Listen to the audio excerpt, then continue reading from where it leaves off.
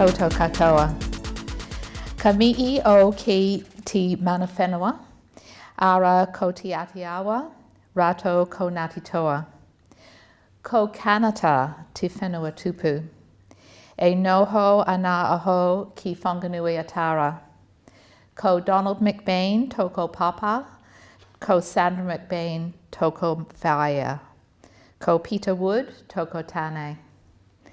Ko Rebecca, rato ko Jonathan, ko Emily, aku tamariki.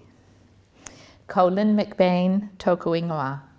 No reira, tēnā koutou, tēnā koutou, tēnā koutou katoa. Thank you all for coming this evening, to those in person, and it's such a thrill to see you here. And I know there's some people online, people that are not in New Zealand, people in other parts of the country. So thank you. I'm going to speak tonight about my journey from Nova Scotia in Canada to Wellington, and from my school years to my clinical and academic career.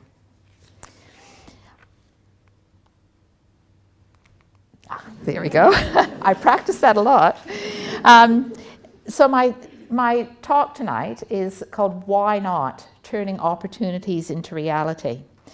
I was a teenager in International Women's Year, and the slogan for that year was Why Not? Also in Canada, Pourquoi Pas? And I even saved the badge I had that year. I mean, you all know that teenagers can be very strongly influenced, and I think that was the case for me. Looking back, this phrase became a bit of a mantra for me as I progressed through my education and my career. It meant that I saw no barriers. Maybe there were barriers, I don't know, but I just went on through. Why not? So barriers were not there for me, or I felt I could succeed. So let's have a look at that and see if that's really true. It's flicked too far. There. So I grew up in Nova Scotia, Canada, so I've put the maps along the top there. The first documented European settlers arrived in Nova Scotia in the early 1600s. I acknowledge this was the ancestral and unceded territory of the Mi'kmaq people. That's just some beautiful scenery of Nova Scotia along the bottom. Please come and visit sometime. Several generations of my family had lived there before me, with my lineage going back to the 17th and 1800s, when my ancestors arrived in North America. Many came directly to Nova Scotia from Scotland and England. And at that time they lived and worked rurally. Later generations moved to the city. So up on the top there, the homestead is where my great-grandfather was born and brought up. The bottom gravestones is of my McBain ancestors that arrived in Nova Scotia in the late 1700s, early 1800s. That's our family there in the middle. My parents were born and lived in the same area in Nova Scotia where they do now, and I'm so privileged to have them here today. They've certainly missed a lot of family events living on other different sides of the world. So I grew up in the small town of Dartmouth. I was the oldest in our family of parents and 3 children. My sister's here tonight, my brother is in Canada. And so that's a couple of old family photos. And this one on the bottom here on the left side is 4 generations of women on my mother's side of the family. So high school, or the New Zealand for college, is known in New Zealand, was at Dartmouth High, DHS. And that's the same school that my parents attended in the same small city where all 4 of my grandparents lived. So we had a very supportive environment for growing up. In our family, we were expected to do well at school, but we had no close family role models of going to university. At school, the guidance counselor met with each senior student to talk about life after school.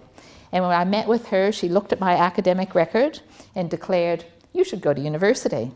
What was I interested in studying? And she looked again and said, "You're good in science. Why don't you do medicine?" So that was the first time I thought, oh.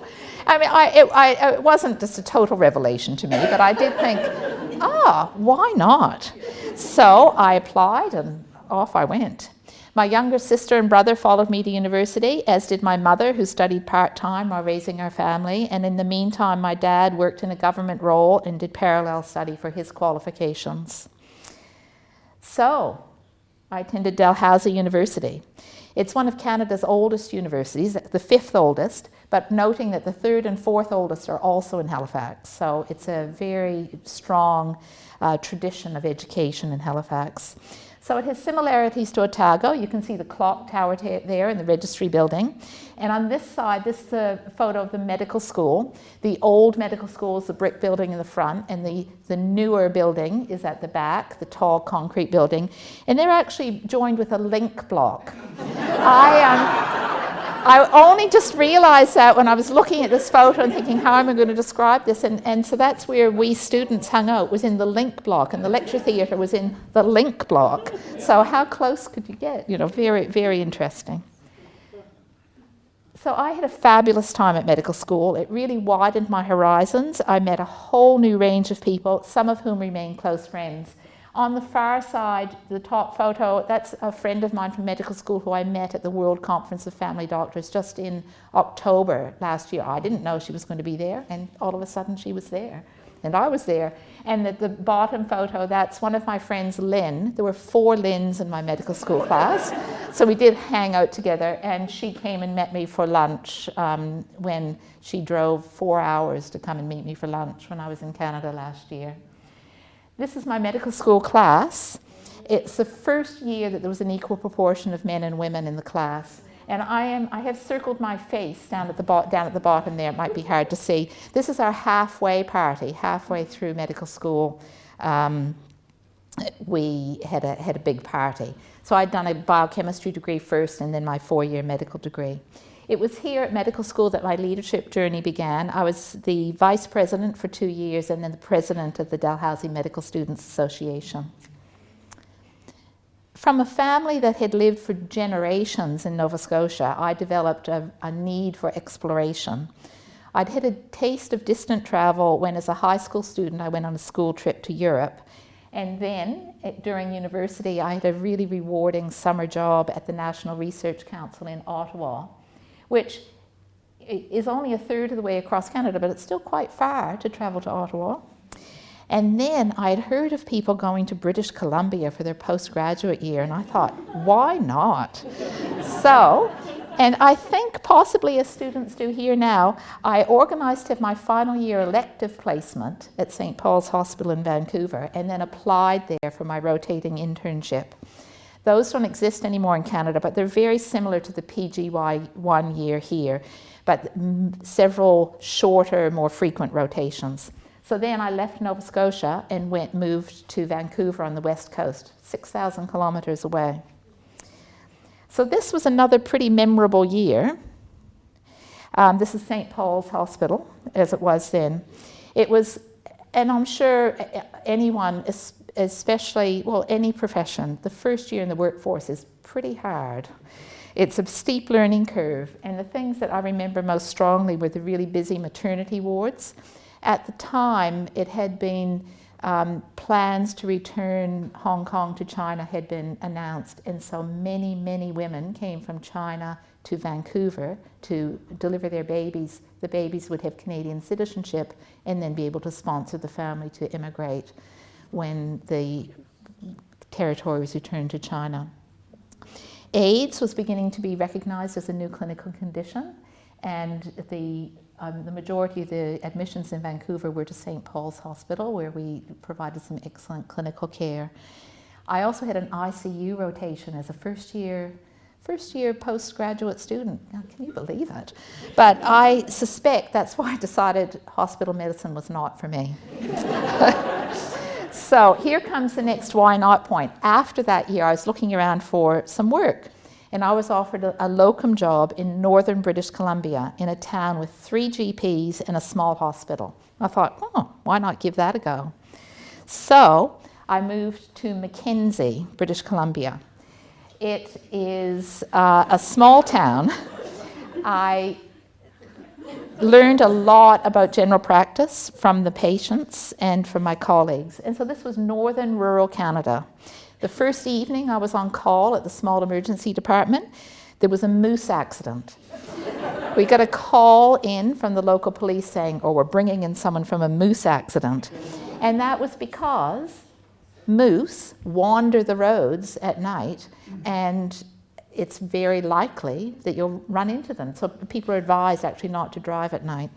But there was a moose accident. Fortunately, the person was not too badly injured. A month or so later, I was called to a forestry accident where I had to be helicoptered to the remote accident site. This town existed because of the forestry industry. You can see it has the world's largest tree crusher, is in Mackenzie. So that was where I learned some of the challenges of rural general practice medicine. It was around that time that I saw an advert, I think it was in the BMJ, for a house surgeon job in Whakatane. And I thought, why not apply? This sounds interesting. But I applied and I didn't get that job. But then, unexpectedly, one day I got a telegram from the medical superintendent at Howrah Hospital, who was short of a house surgeon for the following year. So, a telegram, I don't know if telegrams were a big thing or not. It's first telegram and last telegram I've ever received. That is not it. I wish I'd kept it, but it was sort of like job available, stop. If interested, please ring, stop, or whatever. So I thought, right, I did it. So why not? So off I traveled from Vancouver all the way to New Zealand. I settled in Howrah in one of the house surgeon flats along with the two other house surgeons. They imported us all. And we looked after the hospital and did 1 in 3 call. The hospital in town looked after us as well. I learned about the significance of rugby when one day in the medical ward, all the staff, we all had to go into the tea room and listen to the announcement of the All Blacks team. What is this? But I think it was a local boy. You know, this was in Taranaki. There are good rugby players there. I think it was a local boy who was going to be capped for the first time. It was my first exposure to Maori culture, and particularly began to appreciate the importance of the mountain to the local iwi. While I was in Howrah, I did a considerable amount of traveling and started to get to know the country and definitely wanted to explore more.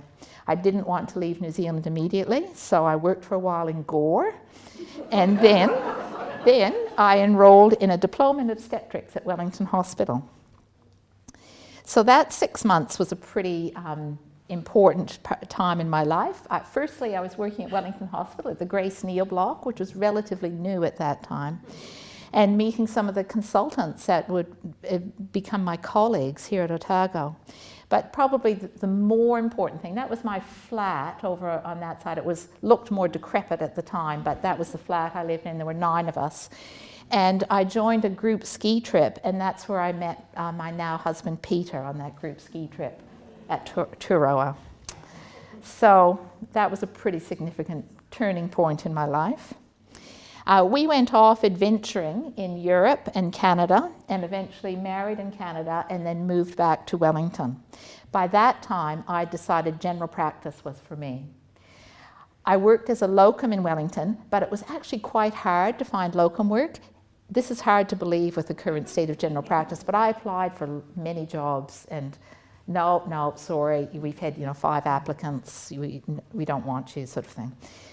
I didn't take it personally particularly, but I did start work at student health at Victoria University, and this building on this side, that was the student health building at Victoria University. So I was working there. And this is when the next why not moment came. One of the other doctors that worked at Student Health, Dr. Nell de Graaf, had heard of a general practice for sale and wondered if I would be interested in buying it with her, becoming partners in the venture. I thought, that sounds interesting. Why not? So I became the owner, operator of Brooklyn Medical Center, and a role that I held until 2022. So over on the far side, that's me as a younger person. This is me just after I finished at the practice, and I'm sorry the black mark is over the faces of my business partners at the time that I sold the practice. I see one of them's here and she's pretty pleased that you can't see her face. But this was a really important part of my life. While I was in practice, we hosted medical students on their placements. But then there was a change in the days the students were available, and they weren't available on the days I worked. And I was a bit disappointed in that. I had enjoyed the teaching. So I wrote to Sue Pullen, who was in charge of them at that point, at the then named General Practice Unit. And in reply from Sue, I don't know if you remember this, Sue, I was pointed to a job advert for an academic role. So I thought, why not? I'd be interested in that role, and I applied. I was interviewed and selected for the job, and I started in 1995 at 0.3 FTE, so it was a pretty small job, mainly teaching, and of course I kept up my clinical practice. So I kept working in the department. Here's the entire department in 1998. So that's the full department in 1998. We'd grown a lot from the time I had started. And then as time went on, by this stage, we had a young family. We had 3 children. And so we were very well supported by our extended family here in Poniki. And I wouldn't have been able to live anywhere else in New Zealand other than here. And from that time, really, until the last year or two, life has been a pretty big whirlwind of 2 paid roles. My clinical role as owner and senior clinician at Brooklyn Medical Center, my role here as an academic, and a committed family person. People with families know you're always, it's the sports team, the dance lessons, the school concert, the this and the that. When I look back, I wonder how Peter and I managed it, but we did. We juggled our jobs, we juggled all the things. So we're just so lucky to have all the extended Wood family here in Wellington as well to help us with all of that. My work at Brooklyn continued in parallel with my academic work.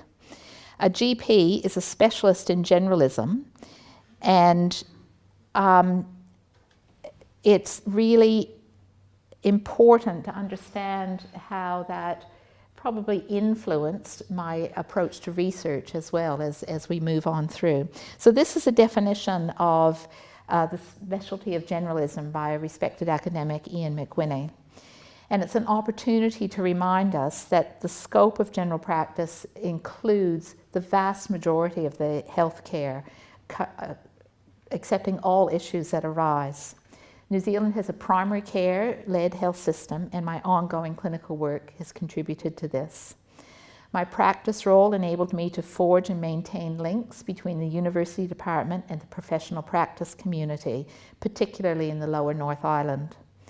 Because of my unique role as a general practice owner as well as an academic, it led to strong credibility among the other clinicians. The actual academic discipline of general practice, primary care, is a relatively recent concept, but growing. In New Zealand, we worked to understand and define the role of academic general practice in New Zealand. So here's the department growing a bit further, a few more familiar faces. It's interesting looking back to try to find photos for this talk. I wish we'd taken more photos over time. It's amazing how the time passes and we haven't marked those occasions. So my academic career reflects generalism as well. An academic role is defined as a combination of teaching, research, and service. And it's definitely been balanced across all of those roles. William mentioned this in the introduction. Teaching's been a core part of my work. I started off teaching in the 4th year undergraduate program, became the convener of that course. And when general practice was offered the opportunity to have curriculum time in 5th year, I took on that convener role as well. I've now handed those roles on, and people have further developed them into some really fantastic programs. But I still teach across all 3 years of the undergraduate program here in Wellington. I particularly enjoy getting to know the students, and it's still so nice to meet a practicing doctor who was one of our students. My areas of research expertise utilize my clinical experience and clinical leadership combined with those academic skills. I am going to talk about research next, and I'll just preface this part by saying that all of my research has been as part of teams. Primary care is a team-based discipline, and we are stronger and more powerful in teams. I've been part of many research teams, and so when I speak of the research, it's really acknowledging the group efforts behind that. And I'll be mentioning a few people by name, but if you're not mentioned by name, it's not that I've ignored you. There's too many members of all these teams who need even mentioned by name. And there'll be some pictures of some of the articles and things, so there'll be names showing on that as well. So we often speak about research-based teaching. I've undertaken teaching-based research, and this has led to improved teaching and educational opportunities for students. I've looked at understanding the impacts of what we teach and also worked on developing new teaching innovation. So my very first published paper was educationally based, reviewing the utility of the consultation skills teaching we delivered to the fourth-year medical students using simulated patients, all the world's a stage. It's quite a thrill to see your first paper published and see it actually in print. And of course, at that time, it was actually in print. It was the hard copy that we had. Simulated patients, or actors, participate in consultations with students so that students can learn the important skills of clinical communication and reasoning in an environment where ideas can be tested and practiced without health consequences to the patient, to the simulated patient. If the student doctor makes a mistake, that's okay. We can just debrief and talk about it. Other educationally based research followed. I'm particularly proud of our genital examination training program. I was one of the leads in the development of this, and it became further enhanced based on our research. In this program, medical students learn the approach and skills of intimate examination in a closely supervised environment, examining teaching associates who are also involved in feedback to the students. This helps ensure consistent and sensitive interactions with patients in the real life clinical environments. I've also been part of a team implementing research and teaching in chronic or long-term conditions management, a very important skill in primary care. Our teaching program involves students visiting patients who live with long-term conditions to understand the experience of these people. And this has now evolved into the interprofessional learning program. So it's still going in a different form. And we really encourage students to reflect on their clinical practice. I've had an interest in palliative medicine for a long time. When I was a student, I helped organize a visit by Dr. Balfour Mount, considered to be the father of palliative medicine in Canada, to our medical school to talk to us as students. So palliative medicine teaching has really evolved, certainly since the time I was a student, and certainly even in the time I've been here at Otago. One of the areas we developed concerns the use of creative media to assist students in reflecting on their visits with patients at end of life. This led to a curriculum change to have all students complete a creative, humanities-based reflection on their visits. It's also spawned art exhibitions, and this is the advert for the next one, which is actually occurring on Thursday evening this week. So I'd really encourage people to attend. I think it'll be great. The palliative medicine educational research paralleled interest in palliative care service delivery. And Eileen McKinley and I undertook an evaluation of the Mid-Central DHB Palliative Care Partnership. This was a partnership between Arohanui Hospice and primary care teams. I learned a lot about palliative care as part of this, as we were immersed in the partnership program. And I can report that our evaluation was very favorable, and the palliative care partnership was favorably received by all the stakeholders. Later, we, along with a wider research team, were involved in the review of the utility of developing a managed care network for palliative care in New Zealand. The conclusions from this research were not so encouraging, in that a managed care network may not achieve its aims in a small country such as New Zealand. Oral health research is a very important and active area for me now, and this is back in the educational realm. I've now become the oral health champion for primary care. This started when Moira Smith and I met as members of a research team that was part of the Aging Well Science Challenge, and I'll talk about that a bit later. We started discussing the gaps and potential for improving oral health in primary medical care. Moira and her colleagues had already started some work in the field, and I was very interested in this topic, so why not do some more? So this is some of the stuff, some of the information we've published already. The graphs show that primary care health professionals, especially GPs, or GPs and nurses were surveyed in this, are very interested in oral health and see it as important, but report lacking the knowledge, that's the middle graph, and really feel they lack the confidence for management of oral health conditions in primary care. Yet, GPs should be very well placed to help manage some of the basic oral health issues and assess patients for common oral health conditions instead of defaulting to hospital care, because we also know that hospitals do not have the capacity to manage all the oral health conditions. General practice is a bit more accessible to people than oral health professionals, the dentists, and so our goal is to improve skills for primary care, medical, and other health professionals to be able to help with some of the early work for patients with oral health conditions. We have a whole suite of projects to try to manage this. One of them is an educational module that was developed by a summer student we supervised. So here's a couple of questions. This is what our students are, pre-test questions that our students are asked. So just have a look. Any health professionals think, what are the answers there? This module, this educational module, is going to be expected for all fourth-year medical students across Otago this year. And last year, in 2023, we also undertook a medical education research project in conjunction with some of the fourth-year students to develop a complementary clinical skills session. So the answers to this for both of these is all of the above. So just if you were wondering. So the clinical skills session, we developed that with the fourth-year students. This is us last year working in conjunction with the fourth-year students. And now we've embedding it fully in the fourth-year medical program. And we taught our first session for 2024 this morning, just up the hall. So that's it's great. It's embedded.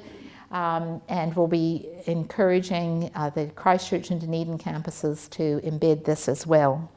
We're also looking at ways to incorporate this in other health professional programs. There's been discussion with some of the nursing programs, and additionally upskill practicing primary health professionals. So another component of my generalist research is more clinically focused work. So diabetes is one of those areas. Much of the diabetes care in New Zealand is now based in general practice. It hasn't always been so, and some of our earlier work investigated the willingness of primary care staff to undertake this important aspects of care.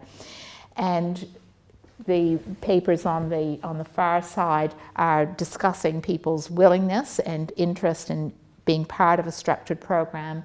The paper in the middle showed that outcomes, as part of a structured general practice diabetes care program, outcomes were actually improved.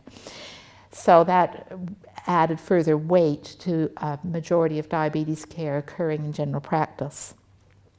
And I also was involved in development of a diabetes self-management education program, which was tailored for the New Zealand population.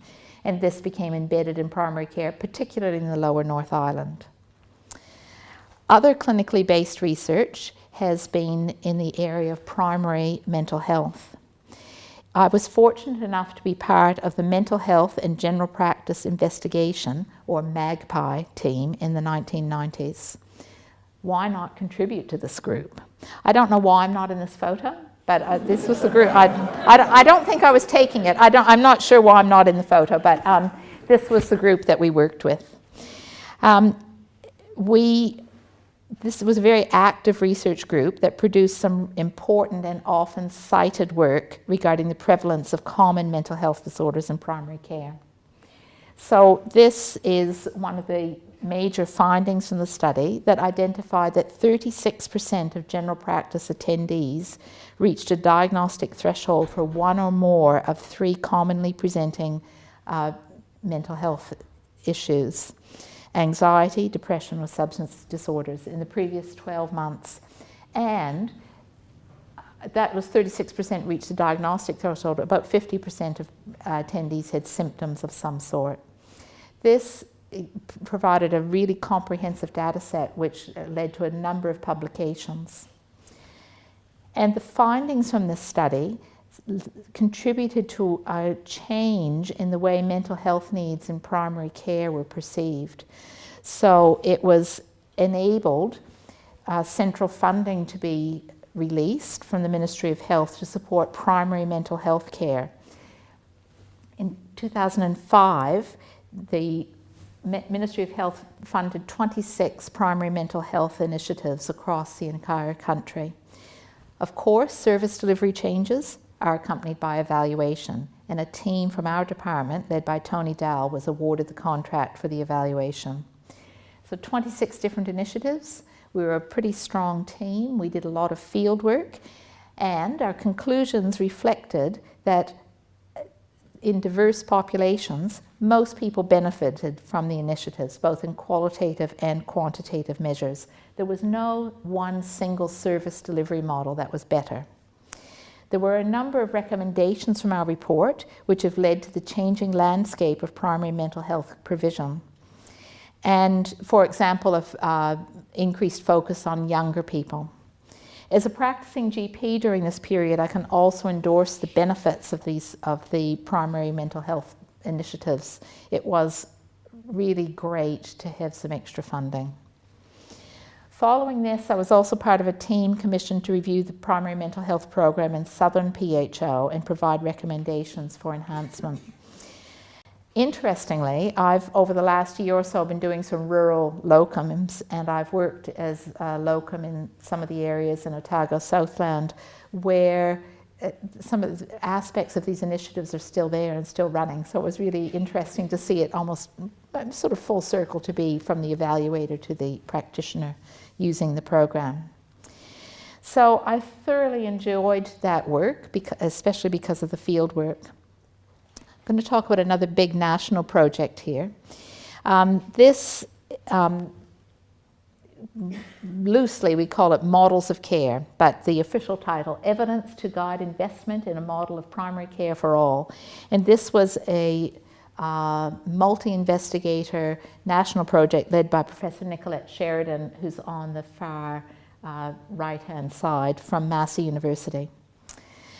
So what we found, traditionally general practices were owner-operated small businesses, and over recent times models have changed, and there's different models of ownership and different models of service delivery, and there's overlaps across these. We looked at virtually all 924 practices across New Zealand. I coordinated the Lower North Island hub, and then I also did some field work in other areas.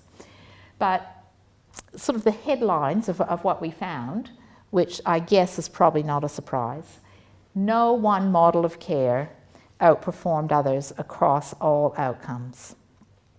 Probably not a surprise. I think the Ministry and Health Research Council, who funded this, were hoping we would find the answer to primary care, but no, there isn't.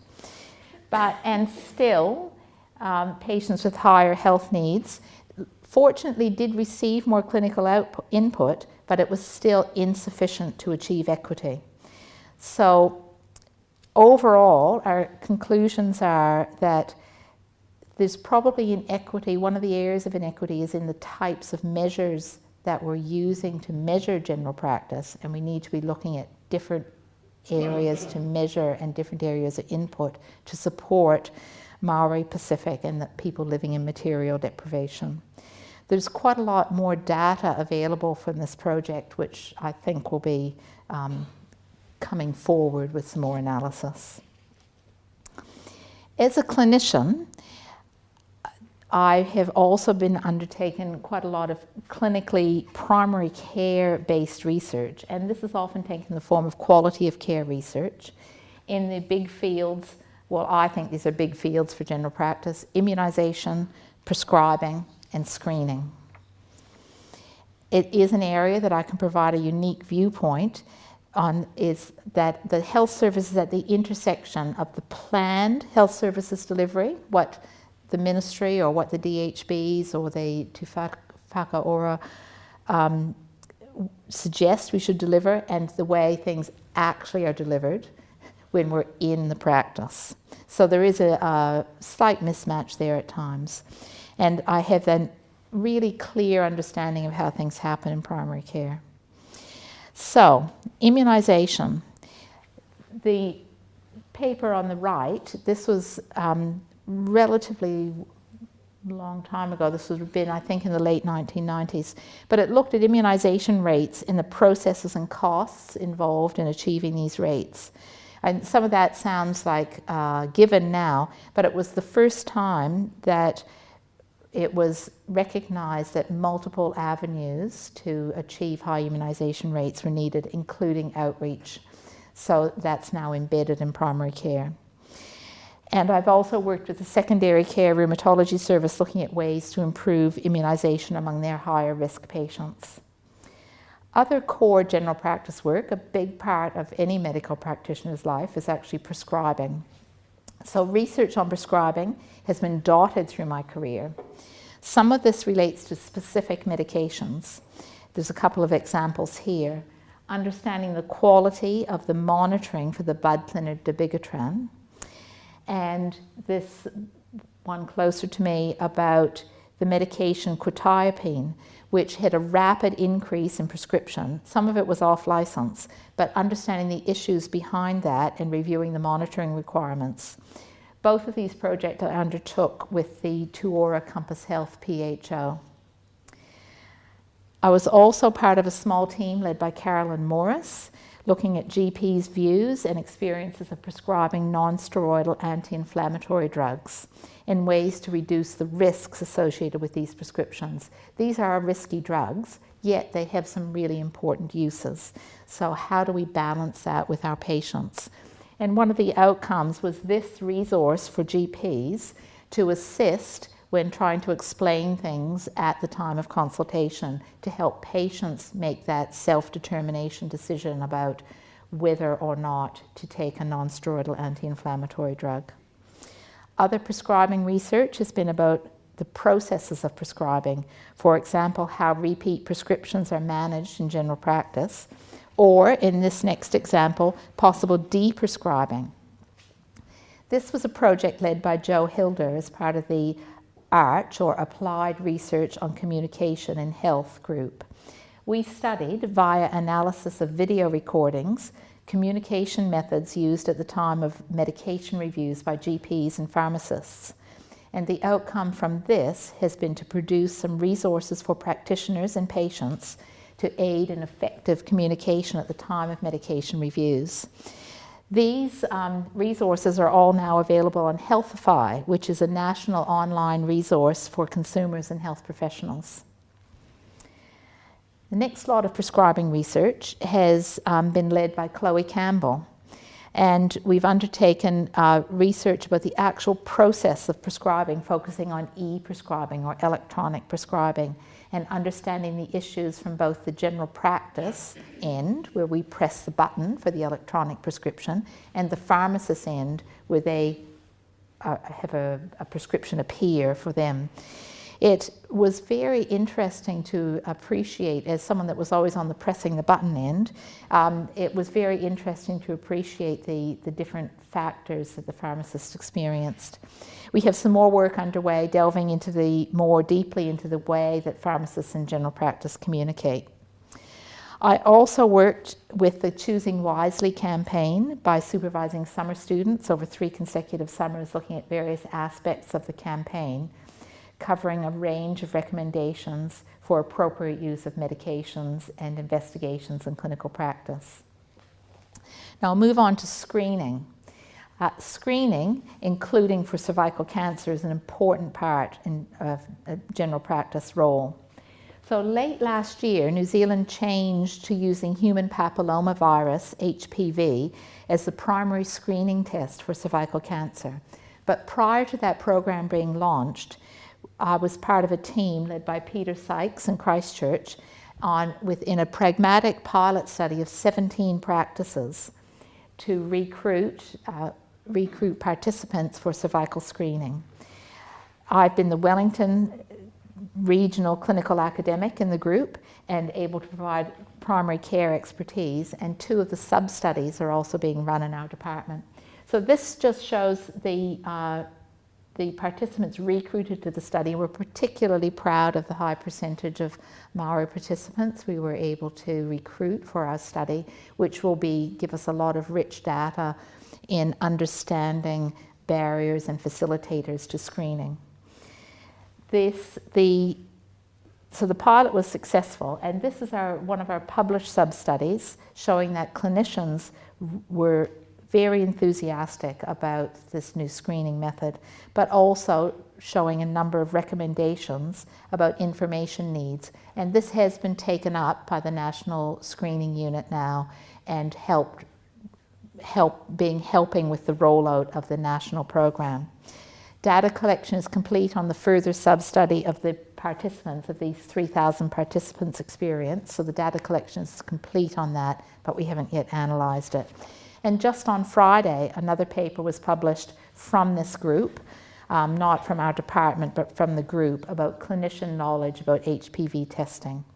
So New Zealand is leading the area of self-testing as a primary test. There's definitely more to come in this field. Now, the final area of research I wanted to talk about is the area of big data, the use of big data to understand primary care. There's a considerable amount of routinely collected data in primary care practice, as all general practice records are kept electronically in various practice management systems. Most primary care clinicians are not researchers and use their practice management systems for just that, to manage the practice and the patient records. So conditions such as respiratory infections are common in primary care. Our interest in this started in 2009 at the time of the H1N1 pandemic.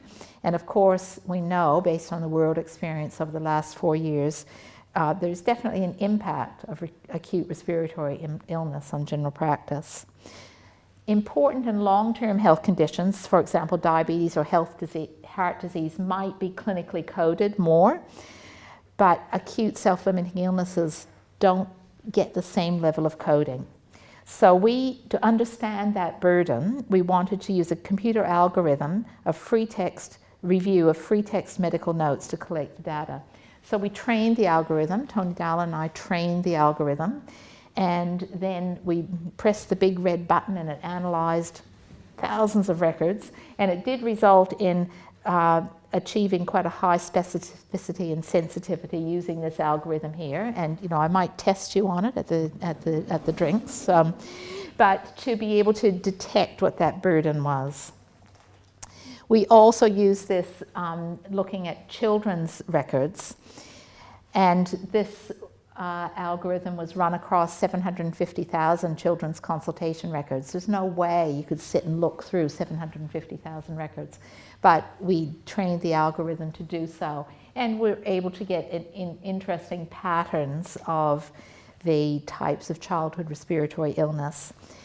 Understanding this helps assist with service planning and clinical decision making, and helps also secondary care to maybe for planning of when their peaks and troughs are going to be for childhood respiratory admissions.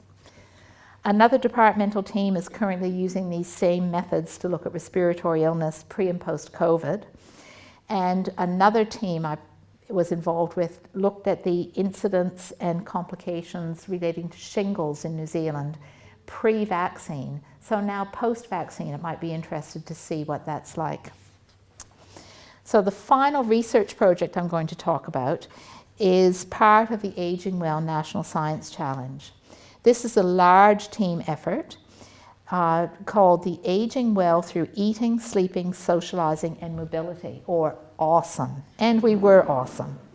This was a large multi-project grant held by Nari Kurse from the University of Auckland, and I'm really excited that Nari's here tonight to listen to me praising her. I've been working on the multi-morbidity arm, the multi-morbidity sub-study, along with the data analysis team from Tuora Compass Health, Nari and Ruth Tay, both from the University of Auckland. So over the last 5 years, we've looked at multi-morbidity in a cohort of independent living older people. So a cohort of about 45,000 people over the age of 65, and all Maori and Pacific over the age of 55 in the Tuora Compass Health data set, most of the lower North Island. So analysis, we looked at what happened outcome-wise. After 5 years, 25% of the participants had either died or been admitted to aged residential care. And we also looked at the morbidity patterns of the people in the cohort, and Ruth did a very fancy latent cluster analysis on this, which I don't know much about at all. But I know about the clinical side of it, that people that had more conditions were sicker and had a faster trajectory to death or aged residential care admission. But now our clinical question is, can we move people from group to group? Is there specific clinical inputs that we can move people from the sickest group to the medium sick group and so on? Plenty more to come from these studies. One of the great things about working in primary care research in New Zealand is the collegiality among researchers. For the last 25 years, primary care researchers, mainly but not exclusively from the academic departments, Auckland, Waikato, Wellington, Christchurch and Dunedin, have met annually for a research weekend. So we present completed or in-progress works, ideas are discussed, collaborations formed, and these are excellent networking opportunities. So on the far side is some of our Saturday afternoon networking opportunities. And on this side are some of the meetings and presentations. We do work people pretty hard over those weekends as well. Our department was the host just in September 23. We held it at El Rancho in Waikanae. People locally in Wellington will know that El Rancho is not that fancy a venue. And so we try to run this on a shoestring, and so that everybody can come, from summer students, PhD students, right through to professors. So it is a great networking opportunity. It's one of the really fun things about primary care research. So I've mentioned teaching and research. I just want to touch on the third area of achievement in the academic roles and the promotion process, that of service and leadership, which has also been an important part of my career. I mentioned my leadership roles as a student, and once I settled into clinical practice in Wellington, I became interested in clinical governance roles in the primary care sector. So I was one of the founding directors of the Wellington Independent Practice Association in 1995, and one of my other directors is here now, Helen. This was another why not moment in my career. I went to a meeting about organized general practice and thought, this sounds great. What a way to improve quality, enable better population support. Let's get involved. So I put myself forward for this new approach.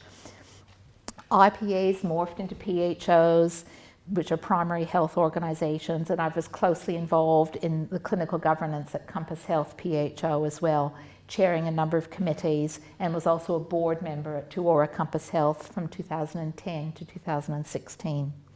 I undertook other clinical governance work with the DHB and with the Pharmaceutical Society. So I was definitely busy with those roles in addition to both my clinical and academic roles.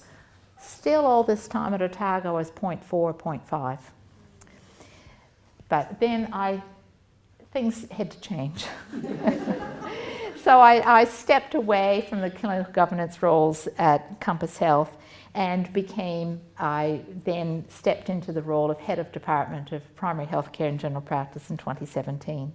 Now that's been an interesting journey. The first couple of years, well, at the time they didn't seem straightforward, but I look back, gosh, they were straightforward, because then we hit COVID, and then for those of us in Wellington, we had the further displacement for many departments, including ours, from our workspace in the main academic block. And with all of that, I've taken on the challenge of, since 2022, of being Deputy Dean. But hopefully that's allowed further contribution to UOW and the wider medical school and division. As you all know, I'm not afraid to share my opinions, but also I hope I'm able to support and allow others to contribute and develop their own skills. Well, it's been a wonderful opportunity this evening to tell you about my life and academic career. I just want to show you where we are now with that young family. I've got 3 thriving university graduate health professional children. I've got my fabulous husband. The top photo here is the extended Wood family, who has supported us so much in Wellington. And the bottom is the extended McBain family, which we just took that a couple of weeks ago when we were mostly all together in Auckland. I also really want to thank you to my colleagues, my departmental colleagues, my clinical colleagues, my colleagues at Otago, Wellington, my friends. I know there's a number of you here and some online, and various people who've been mentors to me over the years. I'm sorry I couldn't delve out photos of everyone. I'm sorry. Now, I just have for you a Nova Scotia sunrise and an Island Bay sunset to contemplate.